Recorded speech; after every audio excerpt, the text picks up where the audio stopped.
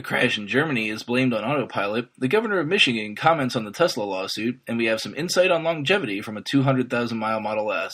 Here are your Tesla tidbits for September 29, 2016. Electrek covered an evolving story today related to a crash in Germany where a Model S struck a bus and Autopilot was originally blamed for the accident. The interesting bit of the story is that it seems that the media may have added the Autopilot is to blame tag to the story, and you'll see why I say this in a moment. Firstly, and most importantly, the driver was slightly injured in the crash, but is going to be fine, and nobody aboard the bus was injured.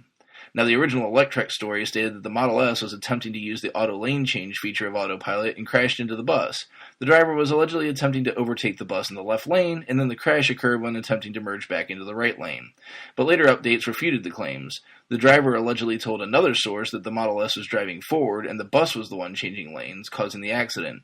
Tesla's response to Electrek was as followed, quote, "We have spoken to our customer who confirmed that Autopilot was functioning properly and that his use of Autopilot was unrelated to the accident. We're glad that he's safe," end quote. So the driver tells Tesla that he never blamed Autopilot as being the cause of the accident, but somehow this Autopilot is to blame got added to the story. The following story would be funny if it wasn't so sad. Electrek also reports that Michigan Governor Rick Snyder had comments regarding the lawsuit Tesla recently filed while at the World Mobility Leadership Forum. Quote, "I think if you look at what's going on with mobility, we're clearly the leader. I'm always open-minded to working with people. They just need to work through the traditional legislative process, or as they've apparently decided, to go through the courts instead," end quote. So I'm going to break my usual report the news only style for just a moment here if you'll indulge me. Of course that's what they should do. Anyone that believes a law is unconstitutional is forced to go to the courts. Courts are the check to the legislative and executive branches. You're the governor of a state, for goodness sakes, and you give a response that a middle schooler should know is false? Come on, man. You further miss the point about going through the traditional legislative process. Maybe, just maybe, you shouldn't be legislating at all here because there's nothing to legislate against. Fortunately for Tesla fans, GM CEO Mary Barra may have done us all a favor in boasting about this fact. She's now famously, or infamously possibly, quoted as saying, quote, "Unlike some EV customers, Bolt EV customers never have to worry about driving to another state to buy, service, or support their vehicles," end quote. The federal court might be very interested in such a damning statement. We can only hope for the best, as it's not only an uphill climb for victory, I'd say it's climbing a mountain. We shift to some lighter fare for our final story, courtesy of TechCrunch. Tesloop, a long-haul taxi service utilizing Teslas exclusively, now has a vehicle that's been in service for 200,000 miles, and TechCrunch had a chat with them. Raul Sinad spoke with TechCrunch about the car. The first thing he noted was that the miles were nearly all highway and in autopilot most of the time. While Tesla maintains that the electric motors aren't concerned with the type of miles they power, it is worth noting.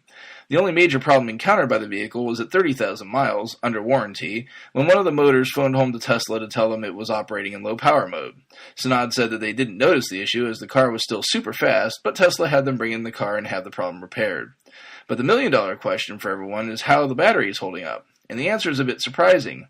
The car was put into service in 2015, so these miles have piled up in just over a year. And during that time, the company charged the car to 100% the entire time. And in that time, they lost just 6% of the battery. When asked why they made the decision, Sinad said, quote, "We're doing a long trip every day. We save like 3 minutes in charging in Barstow if we fully charge beforehand. We decided that we're going to suck it up, fully charge, and let it degrade. We figured that if it degraded enough, we could take it off a Vegas route and put it on a local Orange County route," end quote.